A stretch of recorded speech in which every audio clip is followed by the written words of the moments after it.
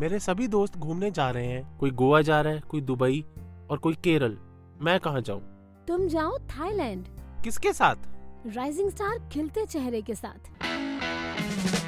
Rising star 2019 से इसी field में काम कर रहा है, जो कि इस बार लेकर जा रहा है 14th international inclusive trip to Thailand from 11th to 15th February 2026, जिसके लिए आपको पे करने होंगे सिर्फ 24,570 रूपए, जिसमें ट्रिप के दौरान आपको मिलेगा सभी meals, visa support and travel insurance, trained volunteers, guided travel support, hotel stay for 4 nights, 2 nights Bangkok and 2 nights Pattaya and many more। इस ट्रिप में पूरे इंडिया से किसी भी सिटी से कोई भी जा सकता है। ज्यादा जानकारी के लिए 8527044355 पर संपर्क करें। और हाँ, सेम रेट्स पर आप अपने फैमिली मेंबर्स को भी साथ ले जा सकते हैं। Limited seats are available. आज ही अपनी सीट बुक करें। ग्रोसरी मंगवानी हो तो ऐप इनएक्सेसिबल, शॉपिंग करनी हो तो ऐप इनएक्सेसिबल, फूड ऑर्डर करना हो तो ऐप इनएक्सेसिबल। अब इनएक्सेसिबिलिटी की छुट्टी, क्योंकि द एक्सेसिबल नेशन ऐप यानी कि टैन ऐप लॉन्च हुई है पूरे एक्सेसिबल फीचर्स के साथ। अगर आप विजुअली इम्पेयर्ड हैं या लो विजन है तो आज ही डाउनलोड करें tan app by Mahavanti solutions app store या प्ले स्टोर से, जो कि कनेक्ट करता है आपको Amazon जैसे ढेरों शॉपिंग स्टोर्स से। तो अब चाहे करनी हो शॉपिंग या मंगवानी हो ग्रोसरी, इंडिपेंडेंटली यूज करें tan app, one stop solution of your daily shopping needs. ज्यादा जानकारी के लिए ईमेल करें support@buyfromtan.com support@buyfromtan.com। कॉल करें 8209735025 पर। और हाँ, इसी नंबर पर व्हाट्सएप मैसेज करके भी आप फूड ऑर्डर कर सकते हैं। है ना कितना इजी? कब से देख रही हूँ, तुम कुछ ढूंढ रहे हो। क्या ढूंढ रहे हो? मैं एक ऐसी ऐप ढूंढ रहा हूँ जहाँ मैं एक्सेसिबिलिटी से रिलेटेड फीडबैक दे सकूँ या कोई कंप्लेन कर सकूँ, जहाँ मुझे डिसेबिलिटी से रिलेटेड तमाम सर्कुलर्स मिल जाएं, हमारी कम्युनिटी में क्या हो रहा है, आने वाले इवेंट्स के बारे में पता चल जाए, और गवर्नमेंट की डिसेबल्ड के लिए क्या क्या स्कीम्स हैं और उसका बेनिफिट कैसे लेना है। मैं ऐसा एक प्लेटफॉर्म ढूंढ रहा हूँ जहाँ मुझे ये सब कुछ मिल जाए। आज तुम कुछ और मांगते तो वो भी मिल जाता, क्योंकि department of empowerment of persons with disabilities ने एक ऐसी ही ऐप लॉन्च की है, जिसका नाम है सुगम्य भारत ऐप, जहां तुम्हें ये तमाम चीजें मिल जाएंगी।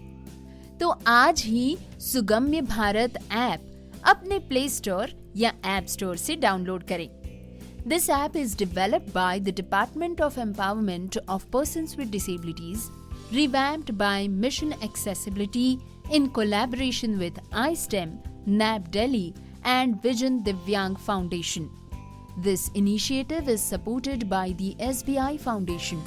आज ही डाउनलोड करें सुगम्य भारत ऐप।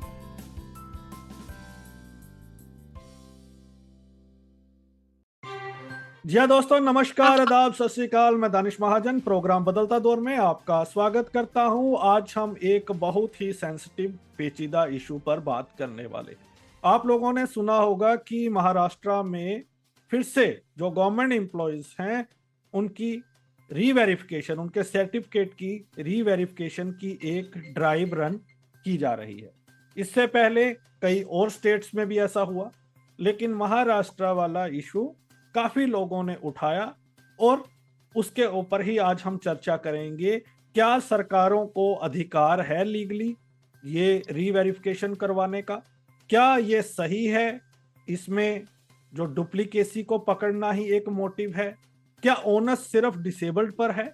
इन सभी सवालों के जवाब हम इस शो में ढूंढेंगे। इस पर बात करने के लिए दो बहुत खास सीनियर डिसेबिलिटी राइट एक्टिविस्ट हमारे साथ हैं, जिनके साथ आज हम चर्चा करेंगे। हमें पहली बार ज्वाइन कर रहे हैं प्रोफेसर विजय तिवारी साहब, जो असिस्टेंट प्रोफेसर हैं West Bengal national university of juridical sciences और डिसेबिलिटी राइट एक्टिविस्ट हैं और न्यूज़पेपर में लिखते रहते हैं डिसेबिलिटी के ऊपर। हमारे दूसरे गेस्ट प्रोफेसर संजय जैन साहब हैं, जो बहुत सीनियर है डिसेबिलिटी फील्ड में नेशनल लॉ स्कूल बेंगलोर में प्रोफेसर हैं। आप दोनों का बहुत बहुत स्वागत। जी थैंक यू जी। शुक्रिया। तो विजय सर, बहुत बहुत स्वागत। आप डेब्यू कर रहे हैं पहली बार बदलता दौर में, तो हमें इस इशू को शुक्रिया। थोड़ा सा बताएं, हमारे लिसनर्स को सरल भाषा में बताएं कि ये इशू जी है क्या। जी शुक्रिया दानिश भाई। मुझे बहुत अच्छा लग रहा है पहली बार आपके प्लेटफॉर्म पे आकर के, और क्योंकि मैं संजय सर के साथ ज्वाइन कर रहा हूँ जो एक मेंटर भी हैं और एक फ्रेंड भी हैं, सोने में सुहागा इस मामले में। ये जो महाराष्ट्र का डिसेबिलिटी रीवेरिफिकेशन हुआ, ये जो पूरी बात आई, ये डायरेक्टिव के थ्रू आई, जिसमें कहा गया कि जो भी गवर्नमेंट एम्प्लॉयज जो भी डिसेबिलिटी अफर्मेटिव एक्शंस लेकर के आए उनको अपने सर्टिफिकेट का रिवेरिफिकेशन कराना पड़ेगा, और इसके अलावा यूडीआईडी का भी उनको वेरिफिकेशन कराना पड़ेगा। एक तो ये था कि ये 2 जीओज आए, आई थिंक उस पे संजय सर विस्तार से बात करेंगे। हमारी बात हुई थी सुबह कि उस पे संजय सर विस्तार से बात करेंगे। 2 जीओज आए और जिनके थ्रू ये किया जा रहा है। इसमें सबसे बड़ा मुद्दा ये आया मेरे हिसाब से, जिस तरह से मैंने आरपीडब्ल्यूडी एक्ट को पढ़ा, कि सेक्शन 59 है आरपीडब्ल्यूडी एक्ट में कि अगर किसी को किसी भी बात का सस्पिशन है कि किसी एक व्यक्ति को गलत डिसेबिलिटी सर्टिफिकेट इशू कर दिया गया है, तो वो व्यक्ति के खिलाफ कोई जानकारी दे सकता है और एक प्रोसेस इनिशिएट किया जा सकता है अपीलेट अथॉरिटी के सामने। पर ये जो जियो आया है, ये एक बहुत ही विचित्र तरह का जो है, अजीब तरह का जियो है, जिसमें सारे ही गवर्नमेंट एम्प्लॉयज को कहा गया है कि आप अपने सर्टिफिकेट का वेरिफिकेशन, और जो प्रोसेस रखा है इन्होंने वेरिफिकेशन का, वो किसी भी तरह से कन्वीनियंट नहीं। मैं ये आर्ग्यू नहीं कर रहा हूँ कि अगर आप प्रोसेस को कन्वीनियंट बना दो तो आप वेरिफिकेशन कर सकते हो। मेरे हिसाब से ये पूरा प्रोसेस ही पूरी तरह से इलीगल है। गवर्नमेंट ऑफ महाराष्ट्र को इस तरह की कोई पावर नहीं जी। तो ये सारा मुद्दा शुरू हुआ। इस पे संजय सर आई थिंक ज्यादा अच्छे से बताएंगे। ऐसा है नानी जी कि अगर आप सेक्शन 57 देखेंगे, सेक्शन 57 बोलता है designation of certifying authorities, right. और सेक्शन 57 का क्लॉज 1 बोलता है the appropriate government shall designate persons having requisite qualifications and experience as certifying authorities who shall be competent to issue the certificate of disability. ठीक है? Correct. So and the appropriate government shall also notify the jurisdiction within which and the terms and conditions subject to which the certifying authority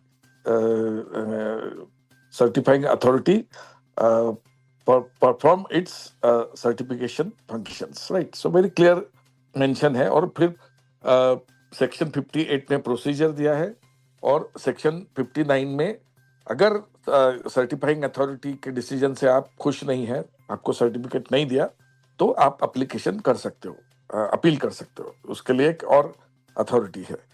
तो there is a difference between central government and appropriate government. Appropriate government means any authority, right, which performs the functions of government। तो हमारे simple language में, हमारी case में appropriate government होगी हर एक district का hospital, the civil surgeon hospital, right, जिनको government ने, और disability social welfare department, right.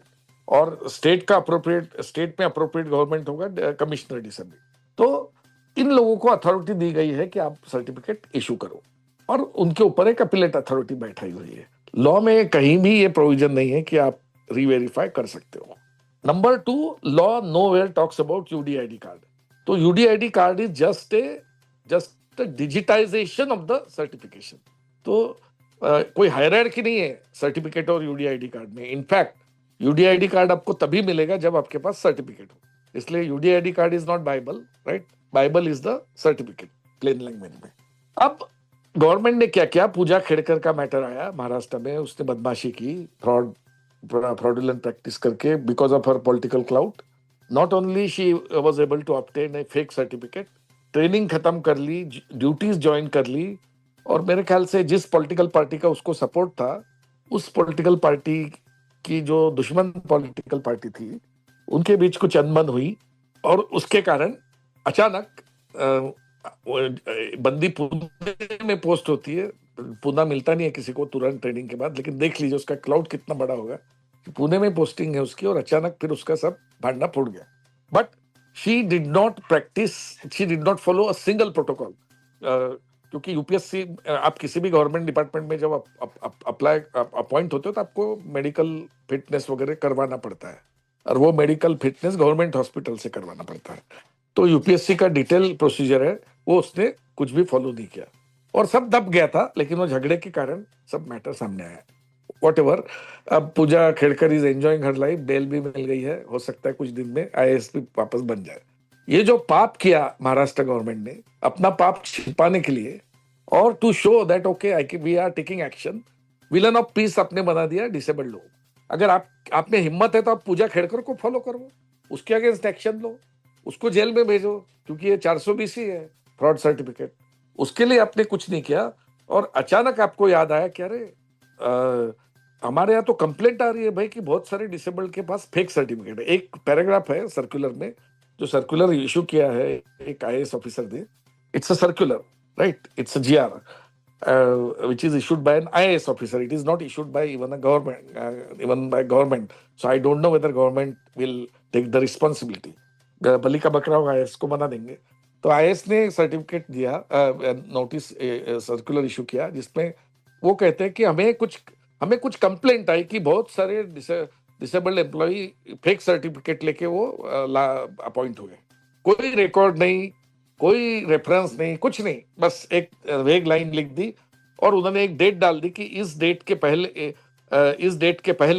मेरे ख्याल से कुछ 2024 की डेट, उस डेट से पहले आपको यूडीआईडी कार्ड प्राप्त करना पड़ेगा। मतलब अगर आपके पास सर्टिफिकेट है तो certificate will not be enough, आप यूडीआईडी कार्ड प्राप्त कीजिए, और यूडीआईडी कार्ड प्राप्त करने के बाद रीवेरीफाई करवाइए अपना सर्टिफिकेट और यूडीआईडी कार्ड।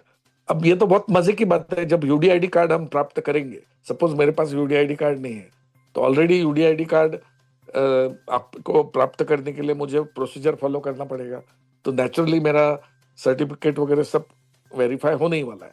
लेकिन नहीं, पहले यूडीआईडी कार्ड प्राप्त करो, फिर वेरीफाई करो, और फिर वो रिपोर्ट आप अपने बॉस को दो, जो आपके डिपार्टमेंट का बॉस है जहां पे आप अपॉइंटेड है, और फिर वो बॉस उस रिपोर्ट को देखेगा, और उस रिपोर्ट को देखने के बाद अगर बॉस को लगा कि नहीं भाई ये वेरिफिकेशन भी फ्रॉड है, तो बॉस आपको फिर से भेज सकता है, फिर से जाओ।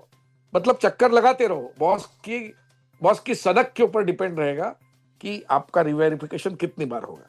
इस तरह का ये इलीगल सर्कुलर इन्होंने इशू किया। और मजे की बात है कि बात यहाँ पे खत्म नहीं होती, उस आईएएस ऑफिसर के सर्कुलर के ऊपर हर एक डिपार्टमेंट ने अपना क्लैरिफिकेशन निकाला। तो जो महाराष्ट्र का हेल्थ डिपार्टमेंट है, उसका सर्टिफिकेट, उसका जो फॉर्मेट है वो बहुत मजेदार है।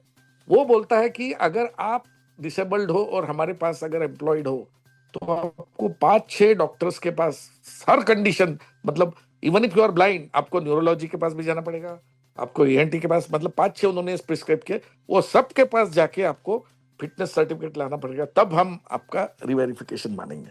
अब ये जो ज्ञान है, ये हेल्थ डिपार्टमेंट का ज्ञान है। तो लोग गए उस आईएएस ऑफिसर के पास कि सर ये तो मतलब this is a double whammy कि एक तो आप रिवेरिफिकेशन करवा रहे हो, और दूसरा अगर हम ब्लाइंड हो तो भाई हम न्यूरोलॉजी के पास क्यों जाए। आईएएस ऑफिसर बोलते हैं मैं कुछ नहीं कर सकता, वो तुम अपने डिपार्टमेंट से बात करो। बिल्कुल। तो इन शॉर्ट सर्कुलर्स के इस क्रॉस फायर में महाराष्ट्र के डिसेबल्ड एम्प्लॉइज फंस गए। बिल्कुल। और दिस इज टोटली इलीगल। बिल्कुल। जो हमारे कैंडल लाइट एनजीओज है, जिनको स्विगी और जेप्टो से फुर्सत नहीं है, उनको ऐसे केसेस में कोई इंटरेस्ट नहीं। बिल्कुल, मैं इस पे आ रहा हूँ। विजय सर, आपसे जानना चाहता हूँ कि प्रॉब्लम कहाँ है, क्योंकि हमने देखा there are number of cases, fake cases we are getting in Rajasthan, Madhya Pradesh, all over India. Problem exercise से है रिवेरिफिकेशन की, या जो सर्कुलर आया है उससे है, प्रोसेस से है? अब गवर्नमेंट का ये कि आप लोग भी कंप्लेन करते हो कि फेक सर्टिफिकेट है, तो फिर पकड़े कैसे उनको, क्या करना चाहिए? एक तो ये दो चीजें जी जानना चाहता हूँ। एक, आपको पूरी हम्म एक्सरसाइज से प्रॉब्लम है, प्रोसेस से प्रॉब्लम है, जियो से प्रॉब्लम है, हम्म और दूसरा, तो फिर गवर्नमेंट अगर रीवेरिफिकेशन ना करवाए तो गवर्नमेंट कैसे पकड़ सकती है? आप क्या सुजेस्ट करेंगे?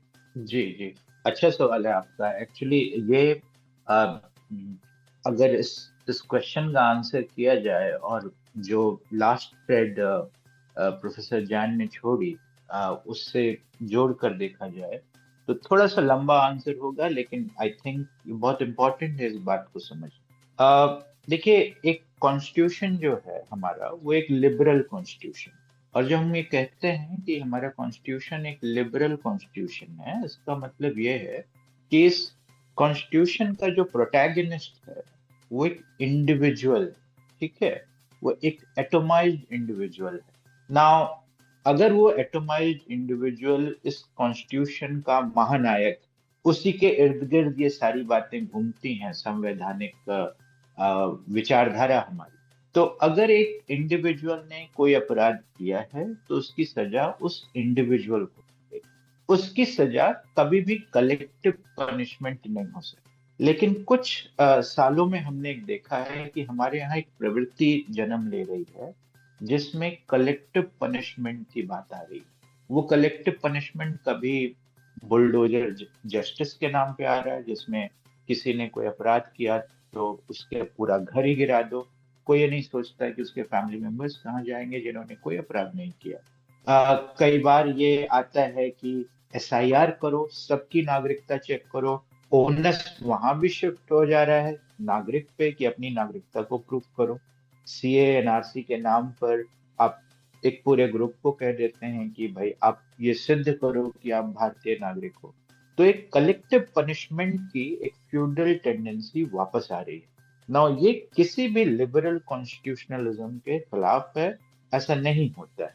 नाउ, अब हम आते हैं इस सवाल पर कि रीवेरिफिकेशन से दिक्कत है तो हम चेक कैसे करें।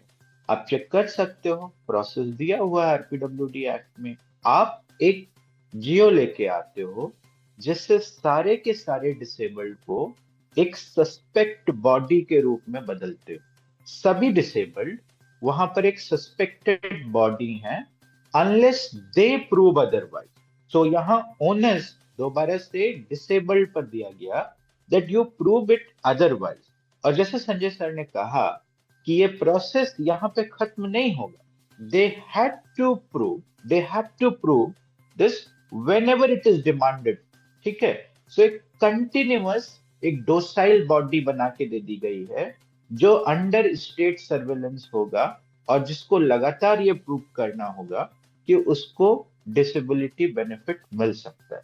अब यहाँ पे आता है उस थ्रेड की बात मैं करूंगा जहां जहां पर संजय सर ने छोड़ा, जो है मैं उतना मिलिटेंट वे में नहीं कहूंगा, लेकिन मैं इसके बारे में लगातार लिखता रहा हूं कि भारत का जो डिसेबिलिटी मूवमेंट है उसकी जो अराजनैतिक धारा है वो अल्टीमेटली किसी को बियॉन्ड द पॉइंट हेल्प नहीं करेगी।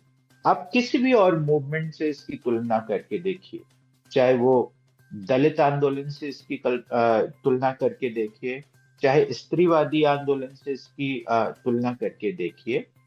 अन्य आंदोलनों ने सड़क का भी रास्ता चुना है, संसद का भी रास्ता चुना है और कोर्ट का भी रास्ता चुना। जैसे एक स्कॉलर हैं अनुज भुवानिया, वो कहते हैं कि 1970s में जो लोग मार्जिन्स ऑफ लीगैलिटी थे उन्होंने पीआईएल का माध्यम चुना और उसके तरह से अपनी बातों को मनवाया। तो मैं ये नहीं कहता हूं कि आप सिर्फ आप कोर्ट के रास्ते मत जाइए, मगर मैं ये कहता हूं कि क्या हमारे आंदोलन ने गांव में पेनिट्रेट किया है? क्या हमारे आंदोलन ने उस जो गांधी जी कहते थे द लास्ट मैन तक रीच आउट करने की कोशिश की है? तो उस कारण से क्या होता है कि हमारी रीच बहुत लिमिटेड है। हाउएवर, मैं एक बात ये कहना चाहता हूं कि ये थोड़ा सा काउंटर इंट्यूटिव किस्म की बात है, मगर फिर भी इसे सुना जाए। कि ये महाराष्ट्र का जो एपिसोड हुआ है ये शायद एक नज है डिसेबिलिटी मूवमेंट के लिए, क्योंकि किसी भी मूवमेंट में देखा गया है कि अक्सर उस मूवमेंट का मिडिल क्लास अपने मांगों को आर्टिकुलेट करता है। और इस एक्सरसाइज से महाराष्ट्र, हरियाणा, राजस्थान और ये इन जिन राज्यों ने ये शुरू किया है, डिसेबिलिटी सेक्टर का मिडिल क्लास हिट हुआ है। ये वो नहीं है जो जिसके घर में खाना नहीं है, ये सरकारी सरकारी मुलाजिम है। इन सरकारी मुलाजिम को स्टेट सर्विलांस कर रहा है। ये सोशल मीडिया पे ट्रॉल हो रहा है कि देखो भाई ये तो डांस कर रहा है, ये कैसा डिसेबल्ड, राइट। और ये जो हिट हुआ है, I think that will provide an impetus, a trigger कि मिडिल क्लास थोड़ा और जो डिसेबिलिटी सेक्टर का मिडिल क्लास है थोड़ा और एग्रेसिव तरीके से अपने डिमांड को रखेगा। इमेजिन करिए कि क्या schedule caste, schedule tribe movement या दलित मूवमेंट जो हमारे यहाँ इतना स्ट्रांग है, कोई भी गवर्नमेंट ये हिम्मत कर सकती है कि वो एक जियो लाके कहे कि नहीं हम सबके सर्टिफिकेट जो है देखेंगे? संभव नहीं है। वहां आप पॉलिटिकल क्राइसिस में फंस जाएंगे। आप ये डिसेबिलिटी मूवमेंट डिसेबल्ड लोगों के साथ कर सके, क्योंकि आपको पता है कि इसका कोई पॉलिटिकल कॉन्सिक्वेंस नहीं है।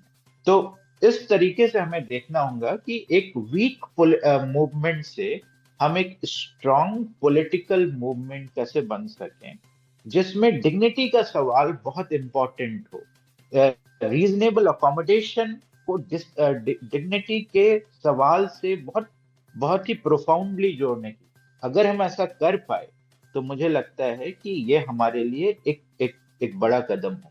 और मुझे लगता है कि डिसेबिलिटी मूवमेंट के एनजीओआइजेशन से आगे जाकर के अब इसके एक पॉलिटिकल मूवमेंट की तरफ कोशिश करने की जरूरत है। बिल्कुल। या संजय सर, मेरे 2-3 सवाल हैं आपसे। एक तो थोड़ा सा लिसनर्स को सिंप्लीफाई कीजिए कि एपिलेंट अथॉरिटी क्या होती है, ये हायरार्की कैसे होना चाहिए था ये प्रोसेस। दूसरा, जो हम बात करते हैं कि एनजीओज को आगे आना चाहिए, लीगल फर्टर्निटी को आगे आना चाहिए, तो क्या आपको नहीं लगता, जिसकी बात विजय सर ने भी की, कि एम्प्लॉयज सफ़र कर रहे हैं आइसोलेशन केसेस करने के बजाय या आइसोलेशन में वॉइसेस उठाने के अलावा उन सभी एम्प्लॉयज को इकट्ठा होकर डेमोस्ट्रेट करना चाहिए और अपनी आवाज को लोगों तक पहुंचाना चाहिए? कब तक हम एनजीओ और के भरोसे ही अपनी लड़ाइयां लड़ेंगे? तो सवाल बहुत सही है। दोनों सवालों के आंसर मैं क्विकली देता हूं कि अपीलेट अथॉरिटी किसके लिए है? अगर आपको सर्टिफिकेट नहीं मिला, अगर सर्टिफाइंग अथॉरिटी ने आपको सर्टिफिकेट नहीं दिया as a person with disability, तो आप अपील कर सकते हो सर्टिफाइंग अथॉरिटी के खिलाफ। इसके लिए अपीलेट अथॉरिटी है। हमारे पर्सन आरपीडब्ल्यूडी एक्ट में रीवेरिफिकेशन का कोई प्रोसेस ही नहीं है, राइट। विजय जी ने SC/ST की बात कही थी। SC/ST में रीवेरिफिकेशन प्रोसेस है। वहां पे सर्टिफिकेट जो मिलता है, कास्ट सर्टिफिकेट, जब आप एम्प्लॉयमेंट ज्वाइन करते हो तो आपको वो वैलिडिटी करवानी पड़ती है सर्टिफिकेट की। उनका प्रोसेस है। हमारे एक्ट में वो वैलिडेशन का प्रोसेस ही नहीं है, तो वो प्रोसेस एक्ट में लाना चाहिए। अब सवाल है कि in absence of the process should we allow fraudsters to take advantage of the law? Answer is no, नहीं। लेकिन फिर उसके लिए आपको एक इस तरह की मशीनरी लानी पड़ेगी जो मशीनरी लॉ में जस्टिफाई हो। अब यहाँ पे लैंग्वेज देखिए सर्कुलर की, जब तक अथॉरिटी को लगे तब तक वो वेरिफिकेशन के लिए भेजता रहे, ये तो कोई मतलब नहीं हुआ। मतलब यहाँ पे लॉ खत्म हो गया और डिस्क्रिशन चालू हो गया। मतलब the employees will not be governed by rule of law, they will be governed by the rule of whim and caprices of the authority, right? तो विजय जी की बात को आगे बढ़ाते हुए, क्योंकि India is a rule of law country, we have a written constitution, we have a law, तो law should provide every process, you can go beyond law. On the contrary, section 3 sub clause 3 clearly बोलता है कि there shall not be any disability based discrimination. और disability based discrimination, disability के नाम ground पे अगर आपको डिफरेंशिएट करना हो तो आपको जस्टिफाई करना पड़ेगा। यहाँ पे कोई जस्टिफिकेशन दिए बिना आप ओनली डिसेबल्ड एम्प्लॉइज को आइसोलेट कर रहे हो रीवेरिफिकेशन के लिए। हाँ, अगर गवर्नमेंट SC/ST OBC सभी मार्जिनलाइज लोग सेक्टर्स को रिवेरिफिकेशन के लिए कहती तो बात अलग, तो ये नहीं हुआ है, तो this is also violation of section 3 clause 3. Next, this is a GR issued by a babu bureaucrat. This is not a GR issued by a government. So this is a case of excessive delegation also in administrative law. Administrative law में इतने powers ही नहीं है बाबू के पास, क्योंकि आप identity challenge कर रहे हो. अब आपका दूसरा सवाल कि ये हो रहा है तो इस पे किसने आवाज उठानी चाहिए? डेफिनेटली जो पूरा मिडिल क्लास है डिसेबिलिटी का, बहुत विजय जी ने बहुत सही बात कही, और मिडिल क्लास बहुत स्वार्थी रहता है, जब तक उनके ऊपर नहीं आता तब तक वो कुछ नहीं बोलते. अब उनके ऊपर आई है तो लोग बोल रहे हैं, राइट? तो मिडिल क्लास डिसेबल्ड का हो या मिडिल क्लास एबल बॉडी वालों का हो, वो काफी इंडिफरेंट रहता है. तो अब उनके ऊपर आई है तो उन्होंने बोलना चालू किया. बट क्वेश्चन इज कि ठीक है, वो ऑर्गेनाइज नहीं है, वो ऑर्गेनाइज नहीं हो रहे, दैट इज देयर फॉल्ट, और उनको होना पड़ेगा ऑर्गेनाइज. अगर ऐसी हरासमेंट होती रही तो उनको आज नहीं तो कल होना पड़ेगा. लेकिन मैं ये भी पूछना चाहता हूँ यहाँ पे कि आपको शौक है कोर्ट जाने का, आपको केसेस लड़ने का शौक है, तो आप स्ट्रक्चरल इश्यूज क्यों नहीं उठाते? मैंने सुना कि भाई हम एक वेजिटेबल वेंडर की डॉटर का केस ले रहे हैं. Are you taking case of a victim और are you taking case of a vegetable vendor's daughter? You should clarify. What do you want to prove by discussing the private credentials of a victim, right? तो आप क्या emotions को stir करना चाहते हो लोगों के कि मैं कितना ग्रेट काम कर रहा हूँ, right? Nowadays social work is also professional domain. यहाँ पे कोई चैरिटी करने के लिए नहीं आता, तो क्या आप चैरिटी कर रहे हो? मतलब समझ में नहीं आता. मैं थोड़ा सा, मेरी बुद्धि कम है, तो मैं समझ नहीं आप पाता. एक ही ऑर्गेनाइजेशन के बारे में क्यों बोलते हैं? बाकी नहीं, भी तो है जो नहीं, लीगल डोमेन में काम don't कर get me रहे wrong. हैं. Don't get me wrong. There are many other organizations also. And I'm not talking about any organization. मैं किसी का नाम नहीं ले रहा हूँ, right? To clarify your listeners, I don't want to name because they are not so important that I should name them, right? They're not so important that I should name them anyway. And at any rate, I am targeting all those organizations who are using courts just to tick mark and just to complete just to create quantifiable record, right? तो quantifiable record मत बनाइए, आप structural reforms के लिए जाइए. विकास कुमार का judgement आया. विकास Kumar judgement के बाद क्या हुआ आप हम सबको मालूम है. अभी भी हम लोग झगड़ रहे राइटर्स की गाइडलाइन के लिए. तो लिटिगेशन हैज लिमिटेशंस. जो विजय जी ने कहा, बहुत सही कहा कि law has its own limits. तो सॉलमन ने बहुत सही बोला कि law comes with his evils also. तो जितने लॉ में एक बेनिफिट है उतने ही लॉ में प्रॉब्लम्स भी है, राइट? तो मतलब I think we need to practice dignity, we need to practice courtesy, and we need to practice ethics. पर इस केस में क्योंकि आपको जाना है, आपने कहा कि आपके कुछ और एंगेजमेंट है, सिर्फ लास्ट सवाल आपसे ले रहा हूँ और फिर मैं विजय सर के साथ कंटिन्यू करूंगा. जी, मुझे 2 सवाल आपसे जानने. हमने देखा है कि जो डेली बेस्ड ऑर्गेनाइजेशन है वो अपनी कन्वीनियंस के हिसाब से काम करती हैं और अपने कन्वीनियंस के हिसाब से ही केसेस लेती हैं या प्रोटेस्ट ऑर्गेनाइज करती हैं. जब भी किसी दूसरी स्टेट का मैटर आता है, ना तो हमें ज्यादा उस पर आवाज उठती हुई दिखती है, जब उन्हीं लोगों से आवाज उठती दिखती है जो लोग सफरर होते हैं. अब इस केस में किया क्या जाना चाहिए? Who will bell the cat? नहीं, अब मैं तो सोच रहा हूँ कि I am planning to write letter to chief justice of India. But I don't believe in courts to fight such matters. ये मैटर कोर्ट में लेने लायक मैटर नहीं. इसको हमको पॉलिटिकली टैकल करना पड़ेगा. मैंने जो IAS ऑफिसर है जिन्होंने सर्टिफिकेट इशू किया GR, उनको भी एक व्हाट्सएप वॉइस नोट भेजा है. और मैं और मुझे जिस बंदे ने, मैं उसका नाम नहीं लेना चाहता क्योंकि उसने बोला मेरा नाम मत लो, लेकिन उसने जो मुझे क्वेश्चन पूछा था वो बड़ा इंटरेस्टिंग था. सर, आप कुछ PIL वगैरह करने की कोशिश कर रहे हो क्या? तो ये जो हमारे कम्युनिटी में जो टेंडेंसी है कि भाई आप कर रहे हो क्या, तो ये थोड़ा बदलना पड़ेगा. हमको सबको मिलके, मतलब जो अफेक्टेड है उनको भी आगे आना पड़ेगा. मतलब यू आर राइट कि always other side will not come to you and provide their shoulders. और ज्यादा अगर आप कजोल करेंगे दूसरी साइड को कि भाई हमको शोल्डर दो, तो फिर ये candle light NGOs mushroom up होंगे.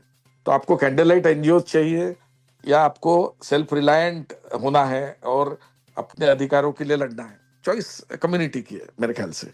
और आप अगर लोगों के ऊपर डिपेंडेंट रहेंगे तो नेचुरली लोग अपने सहूलियत से ही करेंगे ना। आप सही कहते हैं। और मेरा अपोजिशन केसेस लड़ने में नहीं है, बिल्कुल नहीं है। आप पैसे लो, केसेस लड़ो, लॉयर, हर एक लॉयर का हक है अपनी प्रैक्टिस करना, पैसे लेके केसेस करना। लेकिन कहीं हद तक, किसी हद तक ये भी बात ठीक है कि आप मतलब आप प्रो बोनो कर रहे हो, आप प्रोफेशनली कर रहे हो, यस इस आप आपका होल प्रोसेस कैसा है, ये किसी बहुत सारी चीजें यहाँ पे अनक्लियर हो जाती है। तो अगर चीजें क्लियर करके लोग करें तो ठीक है, पैसे लेके केस लड़ना कोई गलत बात नहीं है। आप अंबानी का भी लड़ सकते हो, आप वेजिटेबल वेंडर का भी लड़ सकते हो। आप इंडिविजुअल को ही टारगेट कर रहे हैं बार बार। हाँ, नहीं भाई, again Dani ji, most of the organisations in India, disability organisations, we are very parochial in our approach. जो विजय जी कहते हैं कि भाई पॉलिटिसाइजेशन हो ही नहीं रहा है ना। मतलब कुछ लोग केसेस करके खुश है, कुछ लोग स्ट्राइक करके खुश है, कुछ लोग कंसेशन और वो टूरिज्म करके खुश है। मतलब फ्रेगमेंट्स में हम लोग चल रहे हैं। लेकिन जो एक धागे में बंधने की बात आती है कि क्या हम एक धागे में बंध के कुछ फर्स्ट प्रिंसिपल्स एक जैसे लेके काम कर सकते हैं क्या, राइट? कि भाई this is our red line, कि इससे ये हम नहीं करेंगे, ये हम करेंगे। तो ये नहीं है ना। मतलब और आप पूरी कम्युनिटी को रिप्रेजेंट करने का दावा कर रहे हो। 2-4 लोग कर सकते हैं क्या दावा कि हम कम्युनिटी को रिप्रेजेंट कर रहे हैं? Do you have the legitimacy to do? अब फिर से मुझे आपसे यही पूछना है, सपोज मैं महाराष्ट्र का एक डिसेबल्ड एम्प्लॉय हूँ, मेरे ऊपर ये गाज गिर गई है, अब मैं क्या करूं? नहीं, मेरे ख्याल से तो if I were Maharashtrian employ, I would myself fight the matter. मेरे साथ डिस्क्रिमिनेशन हुआ था पुणे यूनिवर्सिटी में, तो I myself fought, I argued the matter myself and I went till high court. तो अगर आप महाराष्ट्र में है और आपके ऊपर एक गाज गिरी है तो, और लकीली यहाँ पे एक यूनाइटिंग फैक्टर हो गया है। कई बार ना you have to convert adversity into your strength. तो ये एडवर्सिटी है बहुत बड़ी, लेकिन ये एडवर्सिटी आपकी स्ट्रेंथ बन सकती है। एक इकट्ठे हो जाओ, यूनियन बना लो और एक पिटिशन भेज दो चीफ मिनिस्टर को कि ये गलत है, ऐसा नहीं होना चाहिए। मेरे ख्याल से next day chief minister will withdraw, क्योंकि अभी तो इलेक्शन भी है। इलेक्शन का इशू बना दो इसको, राइट? कि आप क्यों भाई हम लोग को बेकार में परेशान कर रहे हो। अगर कोई बैड एप्पल है तो आपको उसको खोजो। विजय जी ने जो बात कही कि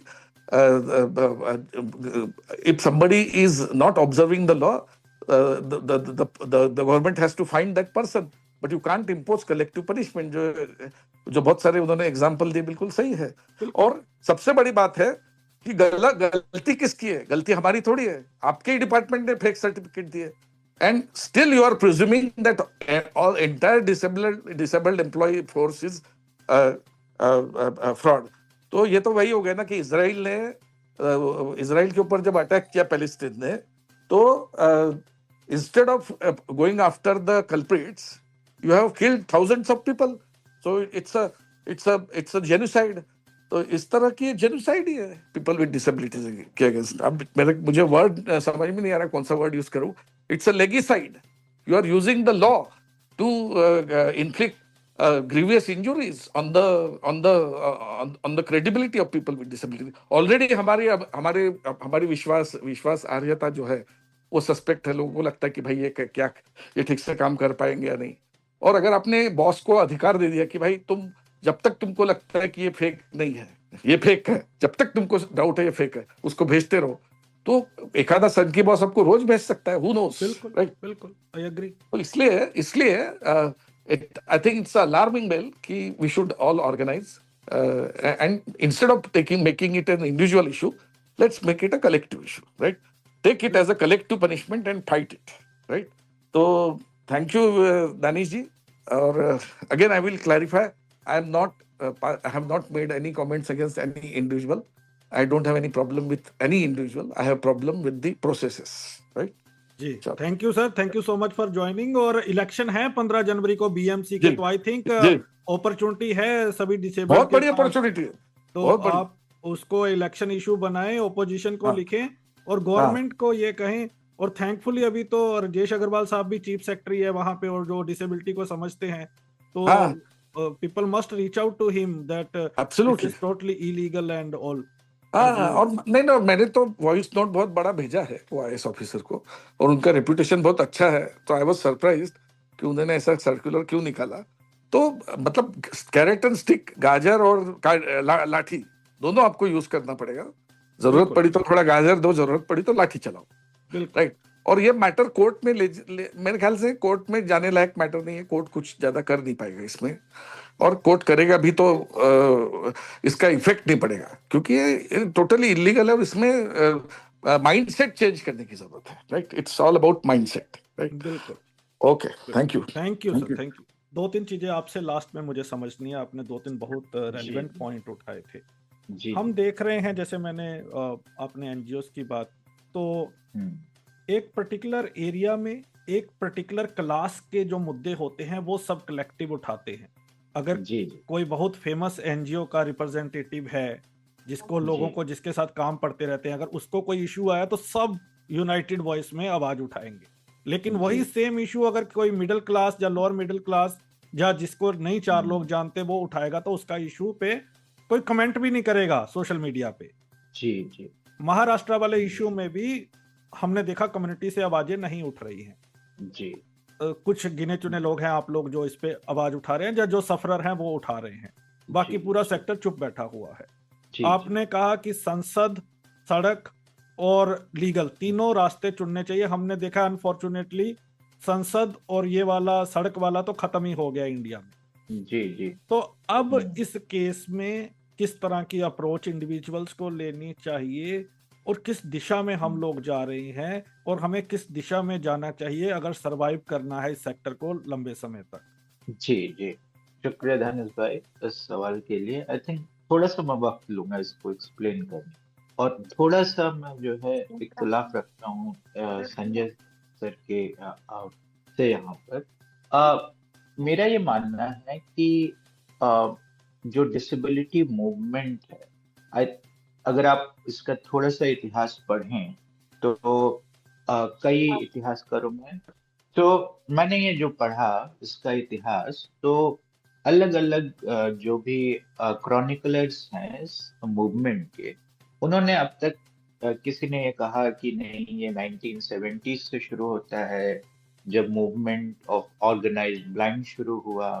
किसी ने ये कहा नहीं ये 90s में शुरू होता है जब NCDEP जावेद आबिदी लेके आते हैं, एक्सेट्रा एक्सेट्रा। अभी एक नई किताब आई है प्रोफेसर रोहित डे और प्रोफेसर ऑर्नित शानी की, और उस किताब में उन दोनों स्कॉलर्स ने एक नई खोज करके लेके आए हैं, और उन्होंने बताया है कि भारत का संविधान जब बन रहा था तो एक विकलांगों का संगठन था, the deaf and dumb society of India.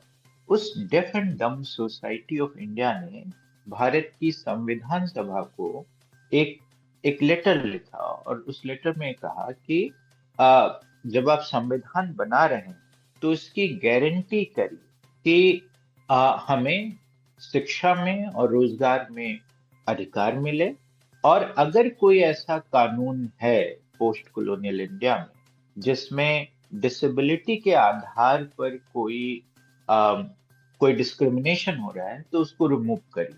Constituent assembly से ये जवाब आया कि नहीं, हमने सबको जो है एक व्यक्ति एक वोट का अधिकार दिया है, और ये जो है धीरे धीरे सभी की समस्याओं का निराकरण करेगी। इससे डेफ एंड डम्ब सोसाइटी के मेंबर्स बहुत नाराज हुए, और उनकी बात सही साबित। कैसे सही साबित हुई?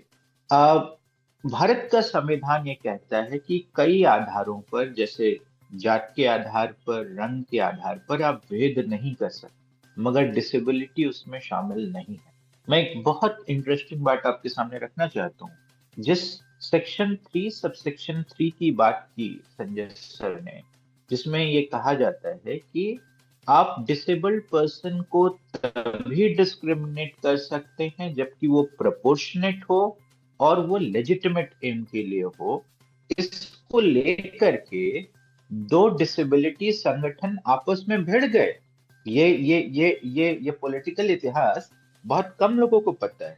कि दो डिसेबिलिटी संगठन इसको लेकर के भिड़ गए और एक संगठन का कहना था कि हम इसको एक्सेप्ट नहीं कर सकते बिकॉज आगे चल के कोई भी प्रोपोर्शनेट एम को डिफाइन नहीं करेगा, कोई भी लेजिट एम को डिफाइन नहीं करेगा, और ये जो है आधार बन जाएगा डिस्क्रिमिनेशन करने का। और जैसा कि संजय सर ने बताया कि ये जो जियो आपने देखा महाराष्ट्र गांव में, इसमें तो इसके बारे में कुछ कहा भी नहीं गया कि लेजिटिमेट एम है या प्रोपोर्शनेट है, कुछ भी नहीं कहा गया। आपने सीधे जो है एक जियो पास कर दिया। सो इसलिए जो है ये समझने की जरूरत है कि एक डिसेबल्ड चुप नहीं, डिसेबल्ड में एक पॉलिटिकल पावर है, उसमें संगठन की कमी। मैं अक्सर कहता हूं कि India's disability movement is searching for its own Ambedkar, जो आए और इन गहरी बातों को ह्यूमिलिएशन और डिग्निटी के सवालों से जोड़ दे। इसका मतलब ये नहीं है, और यहीं पे थोड़ा सा मेरा इख्तिलाफ है संजय सर से, कि मैं उन लोगों को सपोर्ट नहीं करता जो कोर्ट के माध्यम से डिसेबिलिटी राइट्स को इंश्योर करना चाहते। मेरा बस ये कहना है कि अभी वो मेन स्टोरी हो गई है, इस पूरे के पूरे मूवमेंट की ये मेन स्टोरी हो गई है। बाकी और स्टोरीज जहां पे सड़क की बात हो, जहां पे पॉलिटिकल मोबिलाइजेशन की बात हो, वो दब गई। इससे मुझे दिक्कत है। आई थिंक डॉक्टर लोहिया कहा करते थे कि सड़कें जब सुनसान हो जाती हैं तो संसद आवारा हो जाती है। एंड आई रिपीट, सड़कें जब सुनसान हो जाती हैं तो संसद आवारा हो जाती है। ये दलितों के लिए भी सच है, ये महिलाओं के लिए भी सच है, ये विकलांगों के लिए भी सच है। तो आपकी जो पॉलिटिकल मोबिलाइजेशन होगी उसी के थ्रू सरकार को ये समझ में आएगा कि इस तरह का जियो आप नहीं दे सकते जो एक कलेक्टिव पनिशमेंट के रूप में सामने आए। मेरा ये कहना है कि आप जा सकते हैं कोर्ट, कोई ना कोई जाएगा भी, मुझे ऐसा लगता है किसी न किसी को बॉम्बे हाई कोर्ट में पिटीशन डाल भी देनी चाहिए। लेकिन जो एसआईआर के मुद्दे पे हम लोगों ने देखा है कि कोर्ट अपनी सुनवाई किए जा रही है और कई राज्यों में एसआईआर हो भी गया है। सो ये फेट एकॉम्प्ली जैसी बात हो जाती है। तो इसीलिए कोर्ट एक मात्र सॉल्यूशन नहीं है। एक मैं छोटी सी बात कहना चाहता हूं, इस इंटरप्रिटेशन से बहुत लोग एग्री करेंगे या नहीं करेंगे। मेरा ये कहना है कि वेरिफिकेशन का प्रोसेस भी आरपीडब्ल्यूडी एक्ट में लाया जा सकता है, जो मैंने शुरू में बोला था। अगर आप सेक्शन 59 को थोड़ा लिबरल तरीके से इंटरप्रेट करने की कोशिश करें, सो दैट अगर किसी को आपको लगता है कि नहीं डिसेबिलिटी सर्टिफिकेट गलत इशू हुआ है, उस इंडिविजुअल को का वेरिफिकेशन कराया जा सके, ना कि पूरी की पूरी कम्युनिटी के को कह दिया जाए कि आप एक सस्पेक्ट हैं और आप सभी को लाइन में खड़ा होना होगा और state will gaze you through what Michel Foucault calls doctor's gaze, right? बिल्कुल, कि तो वो नहीं होना चाहिए। मेरा ये विजय सर, मेरे को एक चीज जाननी है, उसके बाद थोड़ा सा रैपिड फायर करेंगे लोगों की और बेटर अंडरस्टैंडिंग के लिए, थोड़ा क्विकली। संजय सर ने जाते जाते एक बड़ा इंपॉर्टेंट पॉइंट उठाया था कि ओनस डिसेबल्ड पर ही क्यों, चाहे वो पूजा खेड़कर का इशू हो, जिन लोगों ने सर्टिफिकेट इशू किया, जो लोग करते हैं, चाहे वो किसी लालच के चक्कर में, किसी इग्नोरेंस के चक्कर में, जल्दबाजी के चक्कर में, तीनों में से किसी भी कारण, उनका क्या, उन पर कभी गाज क्यों नहीं गिरती? ये एक बहुत ही दुखद स्थिति है कि भारत में अधिकारियों को पावर्स विद इम्प्यूनिटी मिला हुआ है। आपको एक उदाहरण देता हूँ। कई बार कोई एक घटना होती है कि और कुछ लोगों को पकड़ करके जेल में बंद कर दिया जाता है। 20 साल बाद वो निकल के आते हैं और कोई भी चार्जेस उन पे प्रूव नहीं होते। डिसेबिलिटी सेक्टर के लिए सबसे बड़ा उदाहरण प्रोफेसर जीएन साई बाबा का है। 10 साल आपने उनको जेल में रखा, आप कुछ भी प्रूव नहीं कर पाए, और उसके बाद वो आते हैं और 6 महीने भी अपने आप को सस्टेन नहीं कर पाते और उनकी मृत्यु हो जाती है। सवाल ये है कि क्या कोई कंपनसेशन मिला साईं बाबा, प्रोफेसर साईं बाबा या उनके परिवार को? नहीं। हमारे यहाँ जो कंपनसेशन, विक्टिम कंपनसेशन का रिजीम है वो जीरो है, अनलाइक यूरोप और यूएस।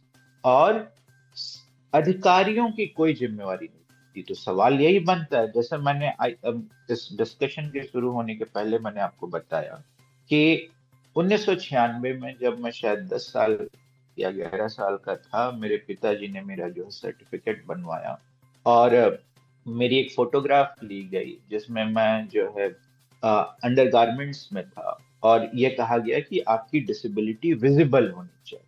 तो वो मेडिकल गेज वाला मामला था, 95 वाला वो मेडिकल मॉडल था भी। और उसमें 5 डॉक्टर बैठे, उन पांचों डॉक्टरों ने मुझे करीब 5 सेकंड देखा होगा, 5 से 10 सेकंड, और वो एक रैंडम नंबर पे आ गए कि हाँ इतने % डिसेबिलिटी। इसके बाद ये कहानी यही नहीं रुकती है। मैं बनारस हिंदू यूनिवर्सिटी जाता हूँ एडमिशन के लिए, वहां अपना अलग मेडिकल बोर्ड बनता है, वो भी मुझे चेक कर। इसके बाद मैं दिल्ली विश्वविद्यालय जाता हूँ, वहां अपना अलग मेडिकल बोर्ड बनता है।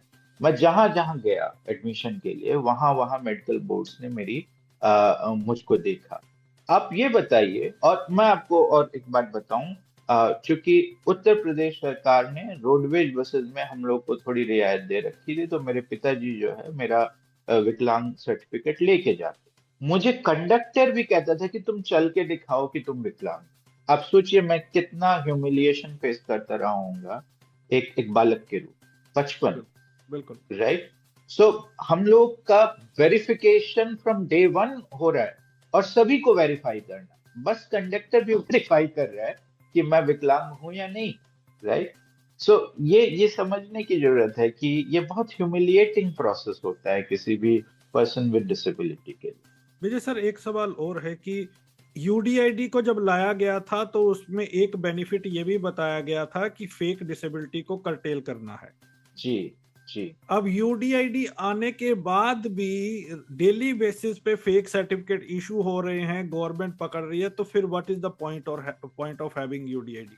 दानिश भाई, जब आधार आया था तो बताया गया था कि ये बहुत ही यूनिक किस्म की कोई चीज आ रही है और उससे हम ये पता कर पाएंगे कि हमारे नागरिक कितने हैं और उन्हें क्या क्या चीजें की जा सकती। यूडीआईडी लाया गया यही कह के कि हम इसको कर्व करते हैं। बात ये है, और उसके बाद आप ये भी देखिए कि यूडीआईडी को अभी बहुत रिसेंटली उन्होंने जो है रेलवे के साथ एमओयू किया है कि जो है आप अगर आपके पास यूडीआईडी है तो रेलवे कंसेशंस ले सकते हैं। आप रेलवे कंसेशंस के लिए अलग से जो है अपनी डिसेबिलिटी को लेकर के जाते थे और डॉक्टर्स की टीम बैठती थी और वो वेरीफाई करती। तो सवाल यही है कि भाई आप मैकेनिज्म लेके आए, आपका मैकेनिज्म फेल होता है और मैकेनिज्म फेल होने के बाद आप अपने ऊपर कोई जिम्मेवारी नहीं लेते, राज्य अपने ऊपर कोई जिम्मेवारी नहीं लेता और वो सीधे सीधे नागरिकों को कहता है कि भाई नहीं ये आपका ओनस है, आप प्रूव करो। बिल्कुल। अब कुछ रैपिड फायर खेलें छोटा सा, जी जी जी, जिसमें लिसनर्स को थोड़ा और एक इजी वे मिले समझने का। तो सबसे पहले मैं आपसे जानना चाहता हूँ, गवर्नमेंट की इंटेंशन खराब है या एक्सरसाइज खराब? गवर्नमेंट की एक्सरसाइज खराब है। गवर्नमेंट की एक्सरसाइज खराब है, मगर कुछ चीजें जो प्रवृत्तियां हमारे देश में पनप रही हैं जिसमें कलेक्टिव पनिशमेंट वाली बात आ रही है कि हर किसी को प्रूव करना है, बुलडोजर जस्टिस हो, एसआईआर हो। तो गवर्नमेंट को लगता है कि नहीं, हम जब चाहेंगे सबको कलेक्टिवली लाइन में खड़ा कर सकते हैं और नागरिक को प्रूव करना कि वो सच्चा है। सो मुझे लगता है कि जब आपने वेरिफिकेशन ऑर्डर किया तो आपका ये है कि भाई जो सच्चे जो जो विकलांग हैं उनको फायदा मिले, लेकिन क्योंकि आपके अंदर एक अधिनायकवादी प्रवृत्ति आ चुकी है, आपका एक्सरसाइज डेमोक्रेटिक नहीं कर पाए। दूसरा सवाल, ये जो लड़ाई लड़नी है इसके खिलाफ, ये किसकी जिम्मेवारी है, डिसेबिलिटी सेक्टर की या एम्प्लॉइज की जो सफर कर रहे हैं? मुझे लगता है कि ये हम सबकी जो है जिम्मेवारी, और वहीं पे मैं ये कहता हूँ कि मुझे लगता है कि लॉयर्स की भी जरूरत है, मुझे लगता है कि पॉलिटिकल एक्टर्स की भी जरूरत है, और मुझे लगता है कि हम जैसे प्रोफेसर्स की भी जरूरत है जो ये बात को उठा सके। मुझे लगता है सबकी अपनी अपनी जिम्मेवारी है। और मैं अक्सर ये कहता हूँ कि वन नेशन वन एजेंडा नहीं चल पाएगा। जितनी आवाजें होंगी उतना बेहतर है, जितने इख्तलाफ होंगे वो भी बेहतर, लेकिन हम सभी को ये जिम्मेवारी लेनी पड़ेगी कि नहीं, अल्टीमेटली अगर रीजनेबल अकोमोडेशन नहीं मिल रहा है, सपोज करिए दानिश भाई को नहीं मिल रहा है, तो tomorrow this can happen to me. इसलिए दानिश भाई से मेरे तमाम इख्तिलाफ होने के बावजूद मुझे दानिश भाई के रीजनेबल अकोमोडेशन के लिए लड़ना चाहिए, आवाज उठा। आरपीडी एक्ट में रीवेरिफिकेशन का क्लोज डलना चाहिए। You are in favour? मुझे लगता है डालना, मैं मानता हूं, बट इंडिविजुअल तरीके से। बट मुझे लगता है कि अगर थोड़ा भी लिबरल इंटरप्रिटेशन किया जाए, reverification is possible, not in this manner. Individual reverification possible है। लॉ में हम इसे कहते हैं कि परवसिव इंटरप्रिटेशन कर लो, लिबरल इंटरप्रिटेशन कर लो, नॉट द लिटरल इंटरप्रिटेशन। तो ये पॉसिबल है। इस पर्टिकुलर केस में legal help must be sought और रिप्रेजेंटेशन और consultative way will be better. मुझे लगता है बोथ शुड वर्क। और यहीं पे मुझे लगता है कि मैं, जो मेरे लॉयर साथी हैं, वो चाहे किसी भी संगठन से जुड़े हुए हों, मैं उनके काम की इज्जत करता हूं। और मुझे लगता है कि अगर वो भी हेल्प कर सकते हैं, क्यों नहीं। लेकिन बस इतना कहना है कि legal way is not the only वे। तो अभी तक डिसेबिलिटी कम्युनिटी पिछले 10-15 सालों में समझ पा रही है कि legal way is the only way. नहीं, political mobilisation is important and it's not negotiable. बिल्कुल। Thank you so much for giving your honest view point on every question. Vijay sir, वो आपने किताब का जिक्र किया था हमारे लिसनर्स के लिए, अगर उस किताब का नाम आप बता दें। जी जी, ये एक बहुत ही बेहतरीन किताब इस साल में आई थी। ये प्रोफेसर रोहित डे और ऑर्निट शानी की किताब है, assembling India's constitution, a new democratic history. जब आप इसको पढ़ेंगे, उसमें सिर्फ एक पैराग्राफ में डेफ एंड डम्ब सोसाइटी के इस कहानी को बताया गया है, लेकिन ये दो बड़ी चीजें करता है। एक, पहला ये नैरेटिव कि भारत का डिसेबिलिटी मूवमेंट आजादी के पहले था नहीं, इस नैरेटिव को डिसरप्ट करता है और तमाम उन मेथोडोलॉजीज को क्वेश्चन भी करता है जो पोस्ट कॉलोनियल इंडिया में और खासकर 1970, 80 और 90 के दशकों में भारत के डिसेबिलिटी मूवमेंट की शुरुआत बताती है। सो ये बहुत इंपॉर्टेंट है कि पहली बार ये बहुत क्लियर हो गया है कि भारत का जो विकलांग समाज है वो जागरूक था। उसकी छोटी सी वॉइस थी, छोटा संगठन था, लेकिन उसके बावजूद उसने भारत के संविधान सभा के सामने अपने डिमांड को रखा था। सो मुझे लगता है कि अगर मुझे आज की डेट में भारत का की डिसेबिलिटी हिस्ट्री लिखनी हो, तो मैं उसको अपना डिपार्चर पॉइंट मानूंगा, ना कि 1970, 80 या 90 के दशक। आई थिंक ये बड़ा इंटरेस्टिंग सब्जेक्ट है, तो किसी दिन इस पे खुल के बात करेंगे कि क्या एक लेटर लिख देना मूवमेंट का ट्रिगर पॉइंट हो सकता है, या और क्या क्या उन दिनों में हुआ, और क्या क्या रेफरेंस आते हैं, डिसेबिलिटी हिस्ट्री का हीरो किसको माना जाए। तो ये बड़े सवाल हैं जिसके ऊपर हम बात कर सकते हैं। क्यों आज तक हमें डिसेबिलिटी का अम्बेडकर नहीं मिला, तो ये सारे सवाल हैं। तो इस पर एक छोटी सी बात डिस्कशन हो सकती है। जी, छोटी सी बात कह के रोकूंगा, और शायद ये हमारे नेक्स्ट इंटरव्यू का जो है एक वो हो सकता है। मैं सोच रहा हूँ कि अगर पीएचडी के बाद आगे कुछ करने का मौका मिला, तो अब मैं डिसेबिलिटी में ही करूंगा। और मैं सोच रहा हूँ, एक आपको बात बताता हूँ, बहुत छोटी सी बात है जिसको अक्सर मैं अपने बच्चों को जो है मेथोडोलॉजी के क्लास में बताता हूँ, कि बहुत ही खूबसूरत बात आपने उठाई है कि क्या एक लेटर ट्रिगर पॉइंट हो सकता है। पर आप ये सोचिए कि डेफ एंड डम्ब सोसाइटी नाम था उसका, यानी कि वो सोसाइटी एग्जिस्ट करती थी, और वो सोसाइटी कोशिश कर रही थी कि उसकी बात संविधान सभा, भारत की कॉन्स्टिट्यूएंट असेंबली सुन ले। फिर जब हम आते हैं 1970, 80 और 90 के दशकों में, तब हम जिसको ट्रिगर पॉइंट बनाते हैं वो भी एक एपिसोड ही है। जैसे मीनू भम्मानी ये कहती हैं कि नहीं, 1990 के दशक में इसकी शुरुआत।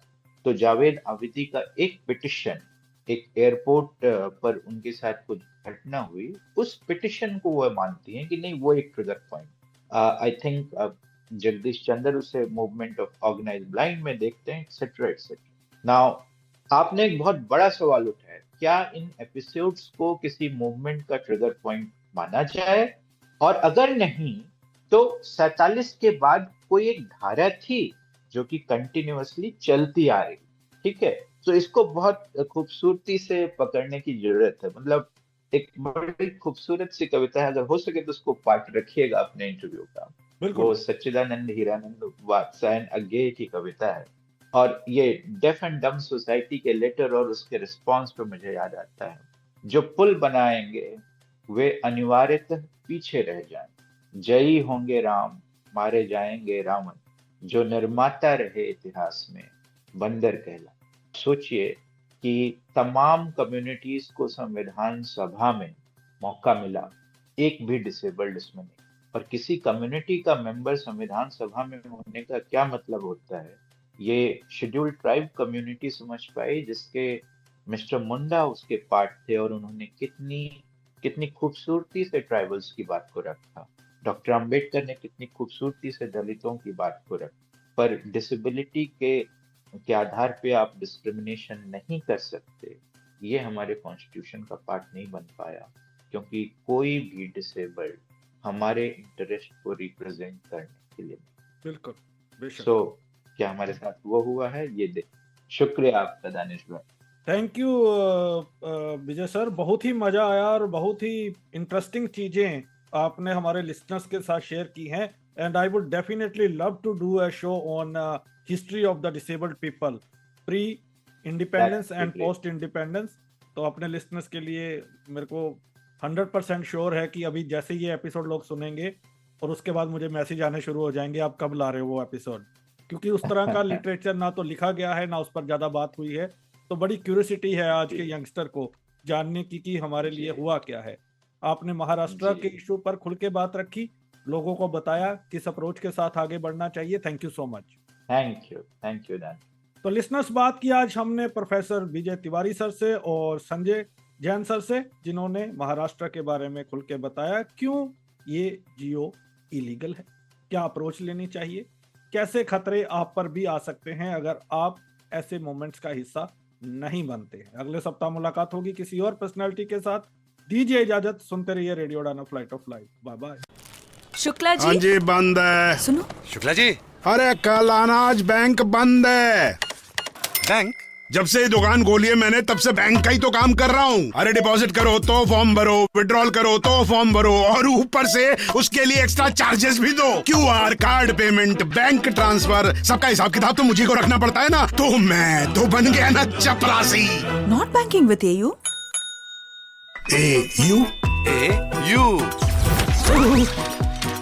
एयू करंट अकाउंट के साथ मिलता है free UPI QR overdraft facility और एक ही ऐप से बैंक के सारे काम। मतलब फटाक से एयू। हाँ जी शुक्ला जी, सोच बदलो और बैंक भी। मेरे सभी दोस्त घूमने जा रहे हैं, कोई गोवा जा रहा है, कोई दुबई और कोई केरल। मैं कहाँ जाऊँ? तुम जाओ थाईलैंड, किसके साथ? राइजिंग स्टार खिलते चेहरे के साथ।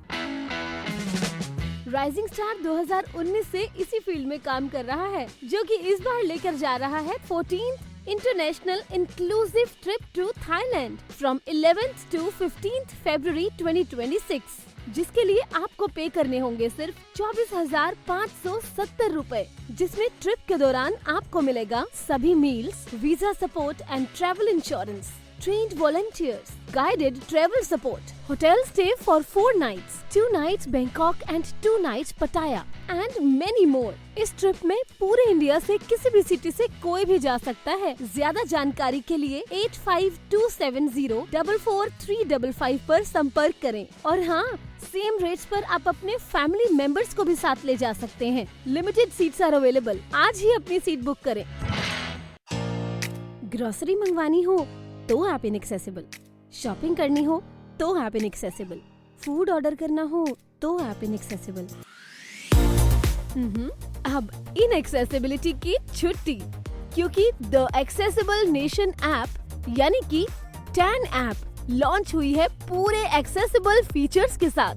अगर आप विजुअली इम्पेयर्ड हैं या लो विजन है तो आज ही डाउनलोड करें tan app by Mahavanti solutions app store या प्ले स्टोर से, जो कि कनेक्ट करता है आपको Amazon जैसे ढेरों शॉपिंग स्टोर्स से। तो अब चाहे करनी हो शॉपिंग या मंगवानी हो ग्रोसरी, इंडिपेंडेंटली यूज करें tan app, one stop solution of your daily shopping needs. ज्यादा जानकारी के लिए ईमेल करें support@buyfromtan.com support@buyfromtan.com। कॉल करें 8209735025 पर। और हाँ, इसी नंबर पर व्हाट्सएप मैसेज करके भी आप फूड ऑर्डर कर सकते हैं। है ना कितना इजी? कब से देख रही हूँ, तुम कुछ ढूंढ रहे हो। क्या ढूंढ रहे हो?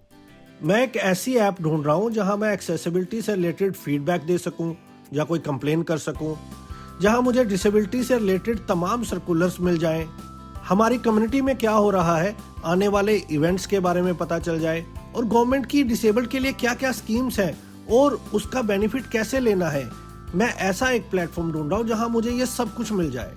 आज तुम कुछ और मांगते तो वो भी मिल जाता, क्योंकि department of empowerment of persons with disabilities ने एक ऐसी ही ऐप लॉन्च की है जिसका नाम है सुगम्य भारत ऐप, जहां तुम्हें ये तमाम चीजें मिल जाएंगी।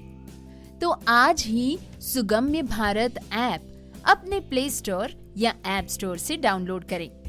This app is developed by the Department of Empowerment of Persons with Disabilities, revamped by Mission Accessibility in collaboration with iSTEM, NAB Delhi and Vision Divyang Foundation. This initiative is supported by the SBI Foundation. आज ही download करें सुगम्य Bharat app.